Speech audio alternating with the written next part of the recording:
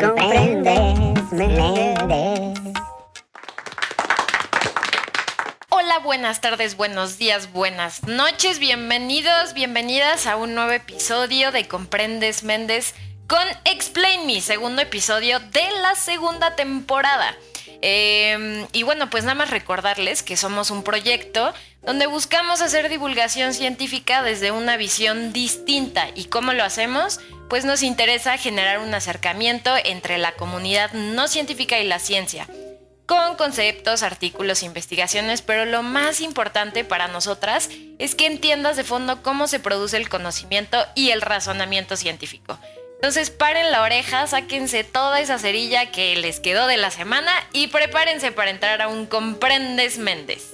Hola, y pues ya Paloma les dijo que esto es un Comprendes Méndez, entonces acuérdense que aquí en estos episodios discutimos artículos de investigación científica. Esto quiere decir que todos los artículos pasaron por un peer review process antes de ser publicados.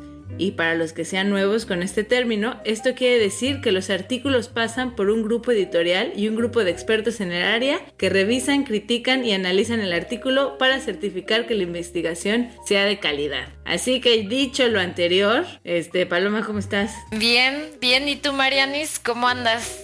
También bien, gracias. ¿Qué dice Islandia y los climas tan cálidos de allá? Bien, aquí acostumbrándome a la oscuridad.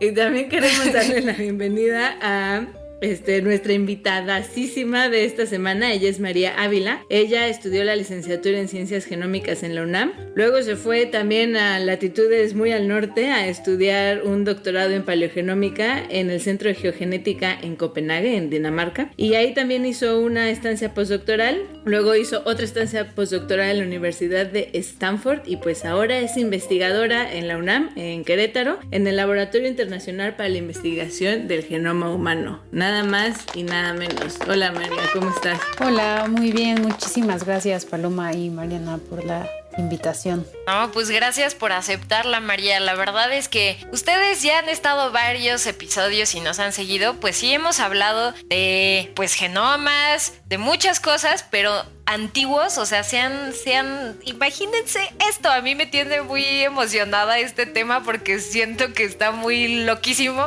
Entonces, ¿por qué no ahora, Mariana, nos dices cómo se llama este artículo? Porque yo siempre los leo muy mal y pues dinos cuál es el artículo que vamos a analizar el día de hoy. Bueno, el artículo que María nos va a platicar, del cual ella es autora, es Ancient Viral Genomes Reveal Introduction of Human Pathogenic Viruses in Mexico during The Transatlantic Slave Trade, y fue publicado en eLife en el 2021. Aquí Paloma ya, antes de leer el título, ya les había dicho que es genomas antiguos. Yo tengo que decirte, María, que mi corazón está con el ADN antiguo. El mío también. Yo quería, eso era lo que me quería dedicar, luego me fui desviando un poco, pero estos temas me emocionan un montón y sí, definitivamente es como mi parte biológica frustrada porque mi corazón pertenece al ADN antiguo, tengo que decirlo. Nunca es tarde, Mariana, y además el ADN antiguo pues siempre puede contribuir a lo que sea que estemos estudiando, porque es dar profundidad histórica, ¿no? Temporal. Sí, estoy muy emocionada, así que gracias por estar con nosotras. Sí, yo también. Y bueno, pues en este artículo que pues ya Mariana nos dijo durante la grabación, ¿por qué no nos empiezas pues ahí introduciendo a lo que va a ser Comprendes Méndez, mi querida María? ¿Por qué no nos empiezas diciendo, pues ahorita dijiste pues un poquito de la importancia de esto, pero ¿por qué es importante estudiar virus antiguos de entrada, no? Porque la gente a lo mejor dice, ay, pues eso ya pasó, ¿para qué, no? Entonces, ¿por qué no nos iluminas a los que no sabemos qué onda? Bueno, creo que ahorita no tenemos que convencer a nadie de por qué es importante estudiar un virus, ¿no? Estamos viviendo una pandemia que nos tuvo prácticamente replegados más de año y medio en algunos lugares, y la razón por la que estamos ya empezando a salir poco a poco es porque estudiamos, o estudiaron en muchos lugares este virus hasta su más ínfimo detalle al punto de lograr tener una vacuna, y ya empezamos a tener antivirales. Entonces creo que pues todos podemos apreciar el valor de poder estudiar a los virus actuales y también, bueno, los antiguos, porque pues esta no es la primera, seguramente no es la última epidemia viral que vamos a padecer como especie. Y en nuestra historia como especie hemos sufrido varias epidemias.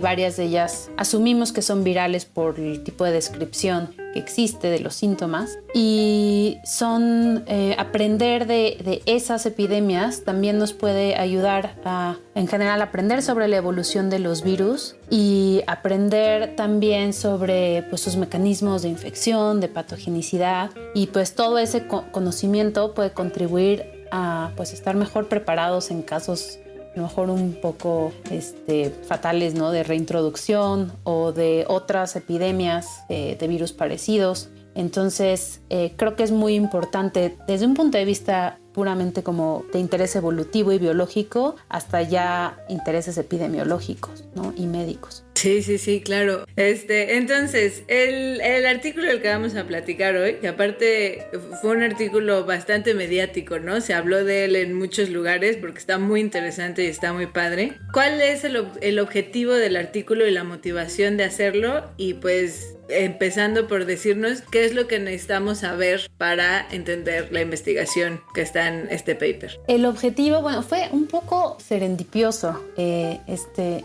artículo. Eso quiere decir que no nos lo esperábamos. Yo estaba muy interesada en estudiar poblaciones antiguas a los humanos, no tanto sus patógenos, del periodo colonial, en particular a individuos de origen africano o africanos del periodo colonial de México. Lo que pasa en el ADN antiguo es que sí es apasionante y bien interesante, pero tenemos un enorme problema que es con el tiempo el DNA se degrada. Entonces, la mayoría del DNA que recuperamos de una muestra antigua, en este caso de humanos, la mayoría no es humano. O sea, a veces como solo el 1% del DNA que recuperamos, que extraemos de, por ejemplo, un diente o un hueso, le decimos endógeno, el de humano. Todo lo demás, pues muchas veces pues se descarta, ¿no? Ese 99% de todo lo que secuenciaste, de todo el DNA que obtuviste, se descarta. Y yo estaba un poco frustrada con esa situación porque es un poco caro hacer, no es un poco, es bastante caro hacer DNA antiguo. Necesitas un laboratorio especial y pues muchos recursos. Entonces mi afán era, bueno, estudiemos esa fracción que no es humana, también ya la generamos, ya pagamos por esa producción, ¿no? Entonces estudiemos esta fracción no humana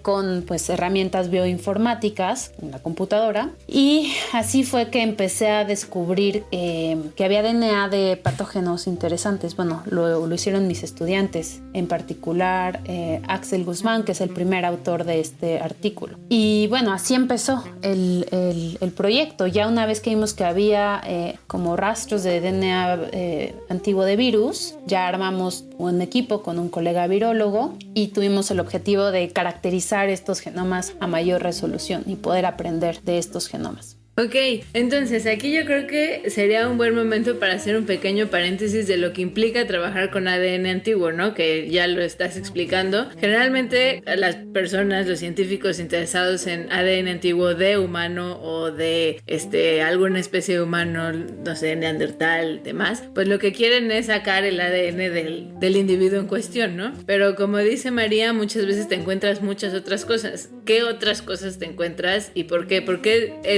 creo que es bastante obvio, pero ¿por qué si me sacas ADN a mí vas a obtener mucho más ADN humano que si lo sacas del enterrado en cuestión? Sí, pues sí, el DNA moderno, pues todas nuestras células, si yo tomo una muestra de tu saliva o de tu sangre o tu cabello incluso, pues son nuestras células, ¿no? Nuestras propias células. Todas nuestras células tienen en su núcleo DNA y esa es la mayoría del DNA que recuperamos. Pero con el tiempo, en los restos arqueológicos, pues lo que pasa es que el DNA se empieza a degradar, se empieza a romper por procesos químicos, pero también pues, bacterias que empiezan a invadir el cuerpo, pueden comerse ese DNA y también le llamamos daño, se empieza a dañar el DNA. Eso quiere decir que algunas de las letras que lo conforman cambian por otras letras y eso nos confunde a veces un poco cuando lo estudiamos. Y sobre todo es DNA de microorganismos, el que recuperamos de microorganismos del ambiente, ¿no? Dependiendo del contexto también podemos recuperar DNA de plantas, que fueron plantas y ahora son tierra, y de hongos, y una pequeña fracción es el DNA hospedero, en este caso del individuo de interés, y todavía una fracción más pequeña es de los patógenos que infectaron a estos individuos que nos interesa estudiar. Entonces esa es la principal limitante, esta contaminación que llamamos como ambiental. Y también, si no tienes cuidado al hacer estos estudios, tú misma puedes contaminar tu muestra. Si no la tomas con guantes, si no tienes bien limpio tu espacio de trabajo, bueno, si no trabajas en condiciones prácticamente estériles, puedes contaminar tu muestra y confundirte al momento de analizar ese DNA. Sí, resulta que va a salir que es parte de tu familia, ¿no? Porque si tú lo contaminas con tu ADN, cuando lo secuencies va a salir tu ADN ahí. Entonces tienes que tener cuidado cuando trabajas con todo eso, y pues sí, se hacen en condiciones muy cañonas, ¿no? Por eso María decía que se necesitaba un laboratorio con condiciones especiales, porque lo tienes, casi que extraer así, que ni el aire lo toque, ¿no? Exactamente. Wow, qué locura.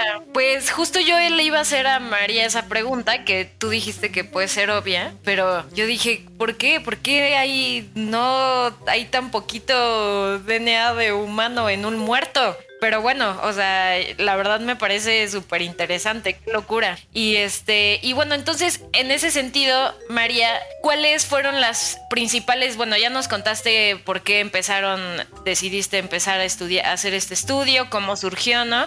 ¿Y cuáles eran las principales preguntas que se hicieron en este estudio? Sí, pues, bueno, también quiero comentar aparte de cómo empezó, pues les comenté que tenía este interés en estudiar como lo que no era humano, porque era la mayoría de los datos que teníamos. Y al mismo tiempo llegó Axel, que es el primer autor de este artículo. Está haciendo su licenciatura en la UAC, aquí en la Autónoma de Querétaro, y él llegó conmigo y me dijo, quiero trabajar con virus. Le dije, yo no trabajo virus, ¿no? Yo trabajo humanos y apenas estoy viendo qué onda con esto que no es humano. No trabajo virus, no, pero yo quiero trabajar virus y me interesa muchísimo y nadie aquí trabaja virus. Dije, bueno, pues tengo estos datos. Si quieres, analízalos y a ver si encuentras virus, pero pues yo no sé nada de virus. Entonces no tenía así como las preguntas así súper claras en mi cabeza en ese momento. Pero ya cuando encontró Axel que sí había virus, ahí fue cuando empezamos a plantear en primero estrategias metodológicas para poder recuperar más de este DNA viral, porque para ponerlo en proporción, o sea, si nosotros recuperábamos, por decir algo, 20 millones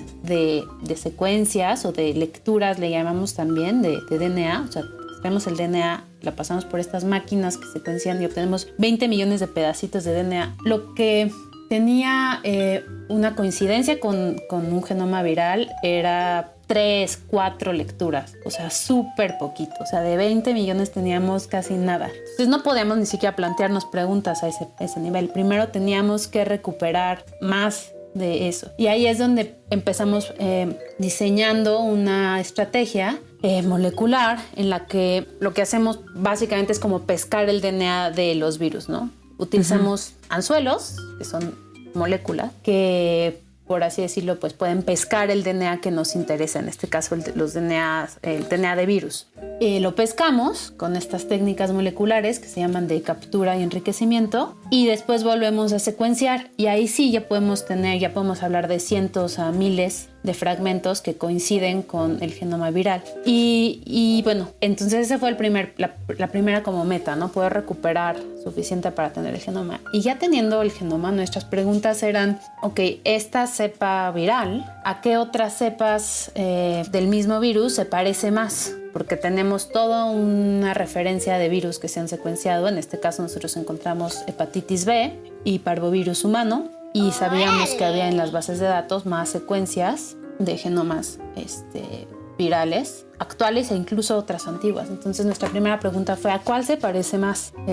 Y ya una vez descubriendo a cuál se parecía más, queríamos saber cómo eso cuadraba con la información que pudiéramos obtener de los hospederos, con el contexto histórico y el contexto arqueológico de las muestras. Oye, qué bonita historia esta de cómo se formó este artículo. Está muy bonita y está muy padre. Está emocionante. Justo mucho de lo que queremos hacer en Explain Explain Me es enseñar cómo se hace la investigación, y qué padre que nos puedas contar esta historia detrás del paper, porque pues sí, así luego salen las grandes preguntas, ¿no? Oye, yo te quería preguntar, parte de lo que decías de que pueden pescar inicialmente poco virus, estas muestras que